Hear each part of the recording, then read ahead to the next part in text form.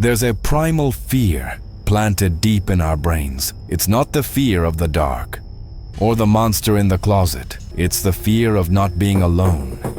It's the sound you hear in the middle of the night, a creaking floorboard, the click of a door. When you know you're the only person home, you turn on the light and there's nothing there. You blame the wind. You blame the old pipes in the house, but the feeling remains. That chilling sensation down your spine that you're being watched. For most of us, it's just our imagination. In 1941, in Denver, Colorado, for a man named Philip Peters, that fear was real. And what was in his house wasn't a ghost. It was a man.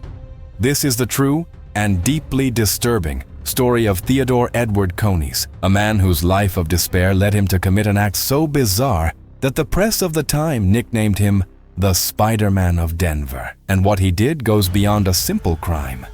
It's a psychological invasion, a claustrophobic nightmare that lasted almost a year. To understand how this could have happened, we need to go back to 1941. Denver wasn't the vibrant metropolis we know today. It was a city still recovering from the scars of the Great Depression. There was a layer of dust and despair in the air. The world was on the brink of total war. The anxiety was palpable. People clung to normalcy, to their homes, to their routines. And Philip Peters, a 73-year-old retiree, was a man of routine. He lived at 3335 Middle Street, a modest but comfortable house. He was married to Helen Peters. Their life was quiet, predictable, safe, or so he thought. On the other side of that coin was Theodore Coneys. At 59, Coneys was the opposite of Peters.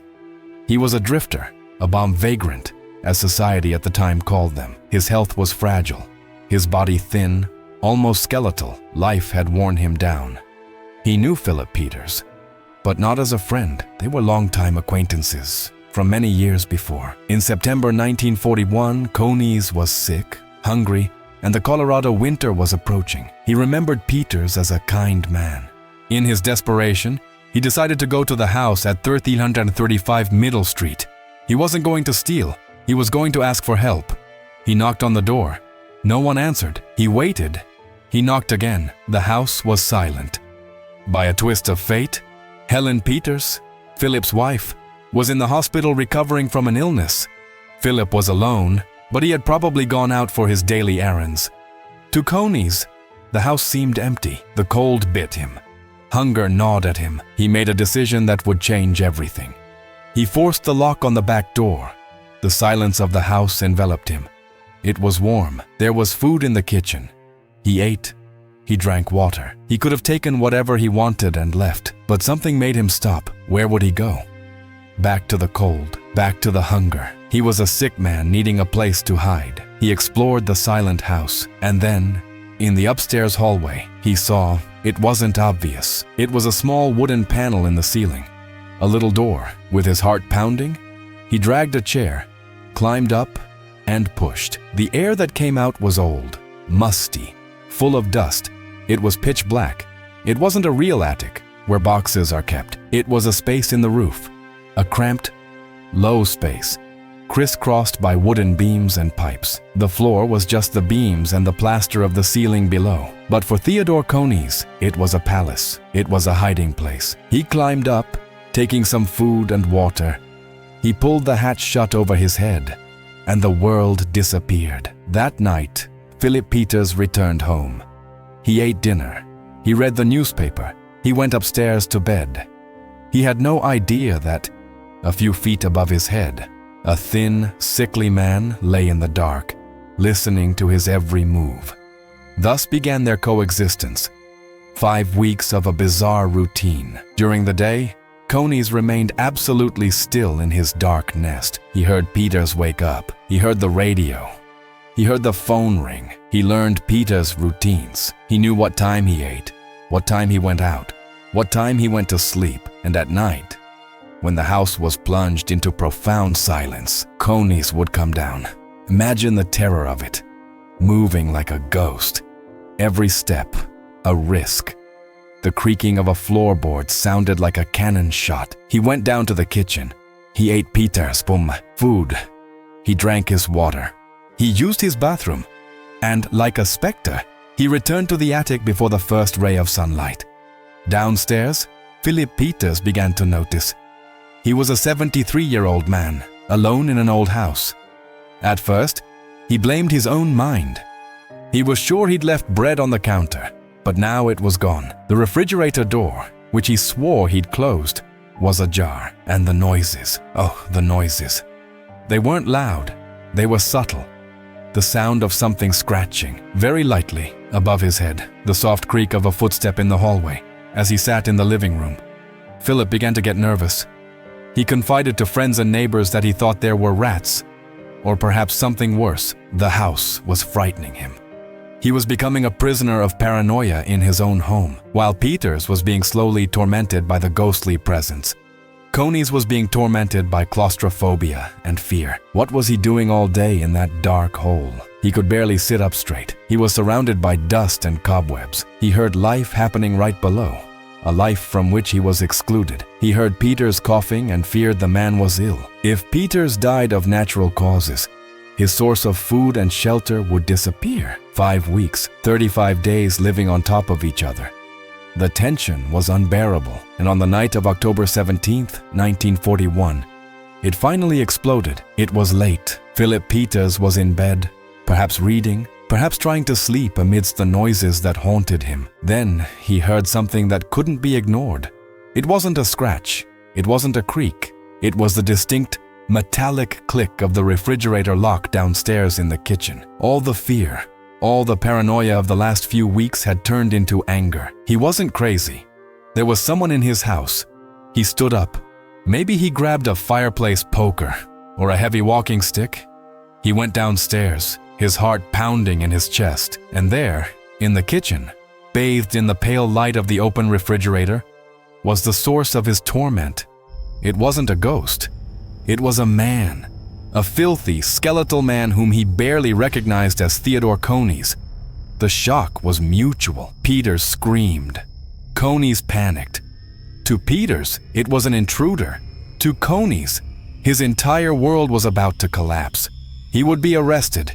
He would go to jail, a place he dreaded. What happened next was quick, chaotic, and brutal. Conies, in his panic, grabbed the first thing he saw, an old rocket-propelled grenade that Peters kept. He didn't shoot. He used it as a club. He attacked the elderly man, Philip Peters, 73 years old. Didn't stand a chance. The confrontation was brief, and then a deadly silence filled the house. Philip Peters lay dead on the floor of his own kitchen. Now, stop and think. A normal thief, even a panicked murderer, would have run away. Would have grabbed what he could and disappeared into the night. But Theodore Conies wasn't a thief. He was a parasite. He looked at Peters' body.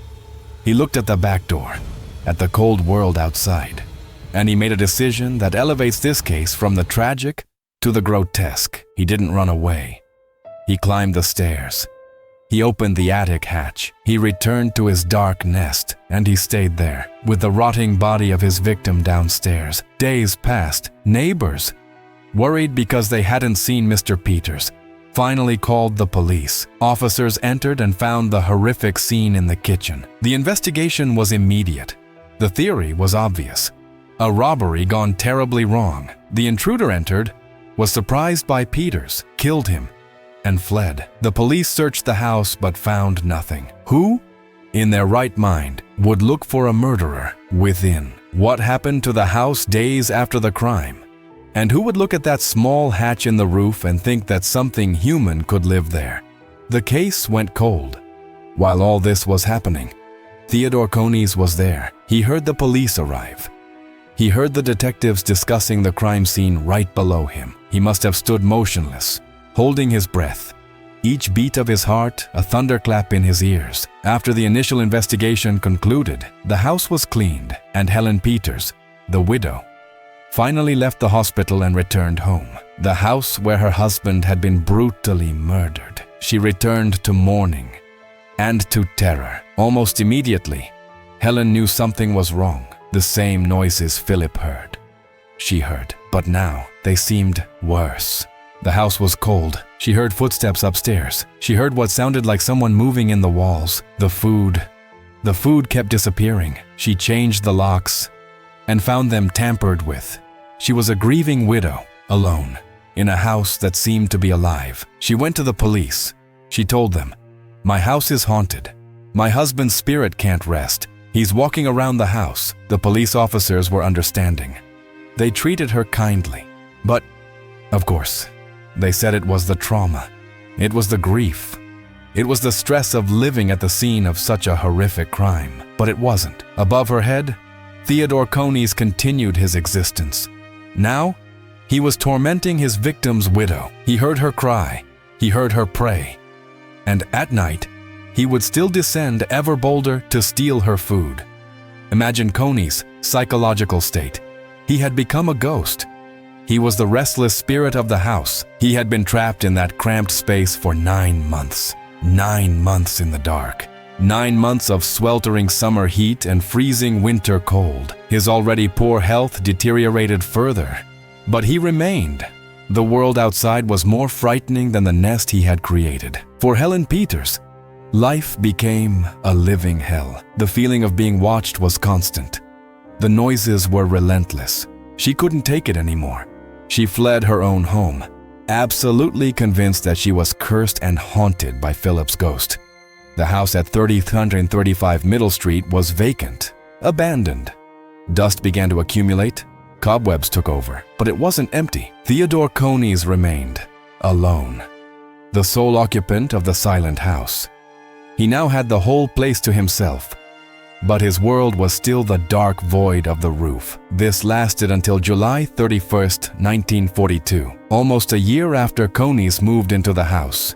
Denver police, perhaps because of Helen Peters' continued haunting reports, or perhaps simply to close the case, decided to take one last look at the abandoned property. 2 detectives, Roy Bloxham and Bill Jackson, were sent. They entered the house. The silence was heavy, shrouded in dust. They noticed that, despite being abandoned, there were strange signs, a smell, a persistent body odor that shouldn't be there. They searched the downstairs area. Nothing. They went upstairs. The smell grew stronger near the hallway. Detective Bloxham looked up. He saw the attic hatch. He must have thought it was a 1 in a million chance. He dragged a chair, climbed up. He didn't open the hatch. He pushed his flashlight through a crack in the wood. The light cut through the darkness and hit something that shouldn't have been there. A pair of eyes, pale, frightened, in a face that barely seemed human, a face covered in dirt, soot, and cobwebs. Bloxham recoiled, shocked. He shouted, "Get out of there! We know you're there!" There was no response, only silence. The police had to act. They forced the hatch open. Bloxham stuck his hand in the darkness and grabbed what he could. It was a leg as thin as a twig. He pulled. There was a weak, pathetic struggle.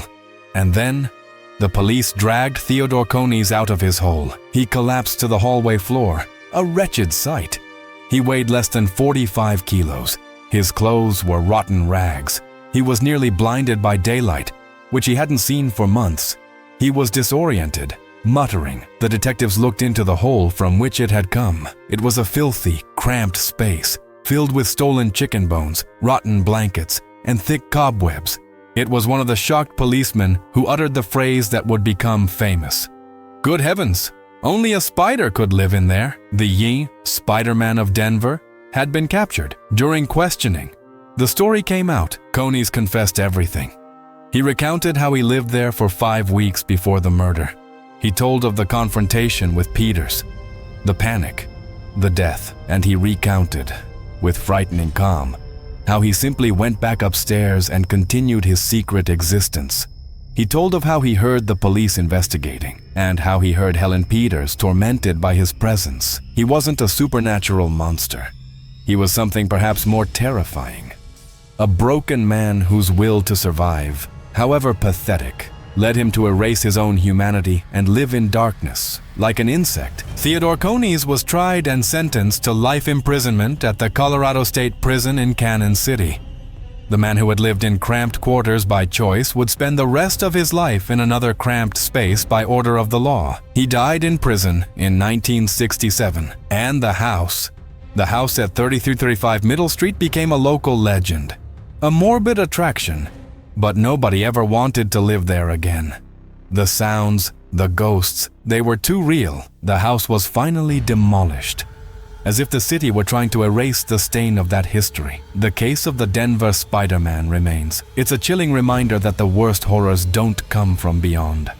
They come from human despair. The next time you're at home and you hear that noise, that creaking sound you can't explain, you'll blame the wind, but for a second, you'll remember Theodore Coney's, and you'll wonder, am I really alone?